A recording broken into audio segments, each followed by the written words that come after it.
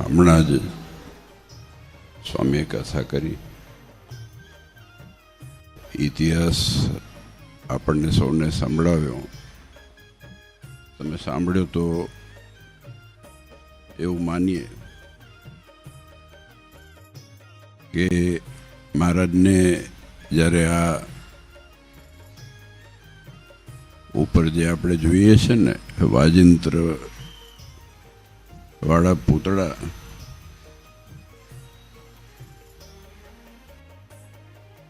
એ નાચવા લાગ્યા. આપણે ડિટેલમાં વાત કરીશું. હવે પૂતળા નાચે તો ચમત્કાર કહેવાય. અને મહારાજે કીધું કે અમે ચમત્કારમાં માનતા નથી. બરોબર? તો આનો મેળ કેવી રીતે ખાય? કેવી રીતે ખાય બોલો? મહારાજ કે હથેળીમાં ભગવાન દેખાડે ને તોય માનવું નહીં. પણ વાસ્તવિકતામાં મહારાજે એ ઇંગિત એટલું કર્યું છે કે આપણે બધા છે ને પૂતળા જ છીએ. આ દિવાલમાં ચોંટાડેલા પૂતળા જેમ હોય ને એમ આપણે દુનિયામાં ચોંટાડેલા પૂતળા છીએ. કોક ક્યાંક ચોંટ્યું છે ને કોક ક્યાંક ચોંટ્યું છે. આ વાસ્તવિકતા છે ને. અને બધા પાસે જુદા જુદા વાજિંત્ર છે. બધા વાજિંત્રો હોય ને, કોકને બીજા કામનું વાજિંત્ર હોય, કોકને કોક વાગતું હોય, કંઈક વાગતું હોય, નાનું વાગતું, મોટું વાગતું. પણ મહારાજે આ પૂતળાની સાથે એ ઇંગિત કર્યું કે આ સત્સંગમાં આવ્યા પછી એ પૂતળા ટળીને એમાં જીવ આવે છે. મહારાજે એટલી વસ્તુ કરી કે આજે આપણા સ્વભાવ છે ને, આપણા સ્વભાવ છે થર જામી જાય એક પછી એક પછી એક. એક જૂની વાત હું ઘણી વખત કરું છું કે મૂર્તિ જ્યારે બનાવે ને ત્યારે એક વિદેશથી માણસ આવ્યો ને મૂર્તિકાર પાસે જઈને બેઠો કે મૂર્તિ કેવી રીતે બનાવો છો? અમે તો આ માટી આમ કરીને નાખીએ છીએ. કે પાણામાંથી મૂર્તિ કેવી રીતે બનાવો, પથ્થરમાંથી કેવી રીતે બનાવો? તો મૂર્તિકારે ખાલી એટલું કીધું, મૂર્તિ તો અંદર હોય જ છે, અમે વધારાનો પથ્થર કાઢી નાખીએ છીએ. મહારાજે સત્સંગમાં આટલું જ કર્યું છે. આપણા સ્વભાવ અને પ્રકૃતિમાં જે પણ વિશેષે કરીને સ્વભાવ નડતા હોય અથવા જે અવગુણો ભાવ નાના મોટા હોય, હમણાં સ્વામીએ વાત કરી કંઈ ચાંદલાની ને કંઈક ગુટકા ખાવાની કે જે હશે, તો આ ટળે છે એ સત્સંગના ભીડાથી ટળે છે. આ ભગવાનના સાનિધ્યથી ટળે છે. મેં ગઈકાલે જ વાત કરી હતી. ગઈકાલે આપણે ભક્તિનગર મંદિર ગયો હતો. મેં કીધું આજે ભગવાન ન મળ્યા હોય, સત્સંગ ન મળ્યા હોય તો આપણી શું ગતિ હોત? આપણે જ વિચાર કરી લેવાનો છે. આપણે જો સુરક્ષિત છીએ, આપણે જો શાંતિથી રાતે ઊંઘી શકીએ છીએ તો એના પાછળનું કારણ આ નારાયણ દેવ છે. અને આ વાસ્તવિકતામાં જેટલો મહિમા આપણે સમજીએ એ સમજી શકાતો નથી.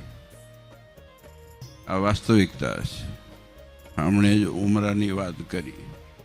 આખા સંપ્રદાયમાં તમે વિચાર કરો કે મહારાજે જો બાથમાં લઈને ભગવાન પધરાવ્યા હોય તો માત્ર એક નારાયણ દેવનો ઇતિહાસ દેખાડે છે. જે શાસ્ત્રમાં લખેલો હોય, જ્યાં નંદ સંતોએ, હરિભક્તો બધાએ પ્રત્યક્ષ જોયેલું હોય, તો એ માત્ર ને માત્ર આ નારાયણ દેવ બાથમાં લઈને પધરાવ્યા. અને ઉમરાએ હું માથું ટેકાવું છું કે જે ભાગ્યશાળી લોકોને દર્શન કરવાનો યોગ મળે છે એનો મહિમા કેટલો હશે કે આવા ભગવાન અહીંયા બિરાજમાન થયા અને એ ઉમરા ઉપર ઊભા રહી અને એક બાજુ નારાયણ દેવ સામે આંગળી કરી કે આમાં ને અમારામાં રતિ માત્ર ભેદ નથી. આ બહુ મોટી વાત છે. આની જે સેવા કરશે, આને જે રાજી કરશે, આમને જે નાનું મોટું અર્પણ કરશે, ખાલી પૈસાથી વસ્તુ નથી, અંતર અર્પણ કરવાની વાત છે. અંતર અર્પણ કર્યા પછી બધું અર્પણ થાય છે.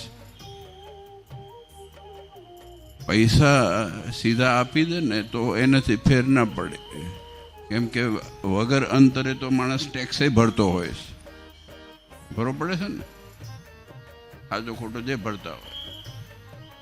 પણ અંતર અને પોતાપણું, મહિમા, મમત્વ, એનેથી એ શરૂઆત, પહેલું પગથિયું એ આવે. જેના પ્રત્યે લાગણી હોય પછી એ માણસ માપદંડ ના કાઢે કે આને શું આપવું કે ના આપવું. કોઈક માણસ એમ કે આ તમારા બહુ નિકટ હોય, બહુ નિકટ હોય, બહુ સ્નેહી હોય, બહુ નજીક હોય, પછી તમારા પાસે આવે ને કે આ તમે ગળામાં જો પહેરતા હોય હોનાનું કંઈક, કે આ કંઈક બીજું હાથમાં પહેરતા હોય કે આ સારું છે તો કે લઈ જા. પણ એ નિકટ હોય ને તો અપાય.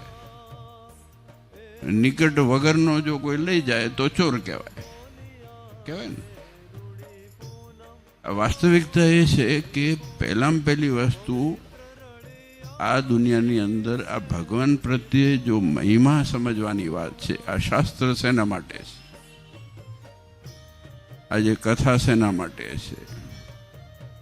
આજે આટલું બધું આપણે સાધન કરીએ છીએ, દંડવટ કરીએ, પ્રદક્ષિણા કરીએ, પૂજા કરીએ, હમણાં છોકરાઓ કંઠી પહેરી ગયા, આ બધા સાધનો છે. કંઠી પહેરવાનું સાધન છે, તિલક ચાંદલો કરવો સાધન છે. તિલક ચાંદલો કર્યાથી કોઈ સત્સંગી નથી થતું. હું વાસ્તવિકતા કહું છું. એ ખાલી આપણને યાદ કરાવવા માટે છે કે આપણે કોણ છીએ, બીજાને દેખાડવા માટે નથી. આ સવારે ઉઠીને જ્યારે તિલક ચાંદલો કરીને ત્યારે દર્પણ જોઈએ, ખબર છે ને, રાખો છો ને કહું પૂજામાં. ના કરતો એનો વાંધો નહીં, કરો જે કરતા હોય. નાનકડું એવું આટલું હોય, પછી એમાં આમ કરીને આમ જો કે બરોબર અલાઇનમેન્ટ થયું છે કે નહીં. એની સાથે સાથે છે ને આપણે એ દર્પણની ખાસ વિશેષતા એ છે કે આપણું અલાઇનમેન્ટ થયું છે કે નહીં એ જોવાની જરૂર છે. ચાંદલાનું તો અલાઇનમેન્ટ આગું પાછું હશે ને તો વાંધો નહીં આવે. આપણું અલાઇનમેન્ટ ભગવાન સાથે કેટલું થયું છે એના માટે આટલું દર્પણ હોય છે. દર્પણ બહુ મોટી વસ્તુ છે. આ તો હું મારું વ્યક્તિગત માનવું છે. હવે ચાંદલો કરે ને ત્યારે જોઈ લેવું કે આપણે ક્યાં ઊભા છીએ. આપણે શું ભગવાનનો મહિમા ગઈકાલે સમજાતા, ગઈ એકાદશી પૂનમે સમજાતા, એનાથી વધારે સમજ્યા છે કે નહીં? આ મહારાજે પોતે કીધું છે કે સત્સંગમાં આવ્યા પછી જો ચડતી કળાએ સત્સંગ ન રહે તો સત્સંગ કર્યો ન કર્યો બરાબર છે. જે મમત્વ ને જે લાગણી સત્સંગમાં દિન પ્રતિદિન વધતી રહે, આ હરિભક્તો મારા, સંતો મારા, આ દેવ મારા, આ બધા આપણો પરિવાર છે, એટલું મમત્વ દિન પ્રતિદિન વધતું રહેવું જોઈએ. અને તો જ આ બધી મહેનત મહારાજે કરી. એટલા માટે મહારાજે કીધું કે ભલા થઈને મારો દાખલો સફળ કરજો. આ બહુ વજનદાર શબ્દ છે, મેં બહુ વખત કીધું છે. ભલા થઈને કે ને તમે ઝાલાવાડના જેટલા છો ને ખબર છે કે ભલા થઈને શું ક્યારે કે એક જ વાક્ય ઉપયોગ થાય છે. ભલા થઈને હખણા રહેજો ને એમ કે ને, ભલા થઈને એમને એમ નથી કહેતા. ભલા થઈને દર્શન કરવા જજો એવું કે એટલે કે તમે નથી જતા, તમારે લખણ જાણીએ છે. તો મહારાજે એટલું જ કીધું, મહારાજે મૂળ એટલું કીધું કે અમે બધાને લખણ જાણીએ છીએ. આપણા બધાના લખણ મહારાજ જાણે છે કે ભલા થઈને હકણા રહેજો, કે ભલા થઈને આ દાખલો સફળ કરજો.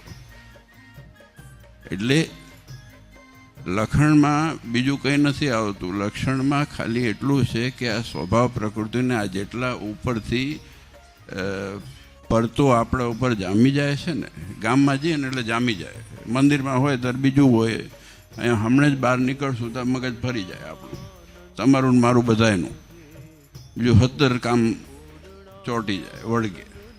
પહેલાં તો આ જ વાજિંત્ર વાગે ને કે આમ છે ને તેમ છે ને. તો એ પ્રતો જેટલી છે એ મંદિરમાં જ્યારે આપણે આવીએ, પૂનમે આવીએ, મહારાજે તો કીધું છે કે નિત્ય પ્રત્યે સંધ્યાકાળે દેવ દર્શન કરવા જવું. આખા દિવસનું કામ કર્યું હોય અને સાંજે સંધ્યાકાળે દેવ દર્શન કરવા જાઓ ને એટલે તમને મનની શાંતિ થાય. અને આ સાયન્ટિફિકલી પ્રૂવન છે.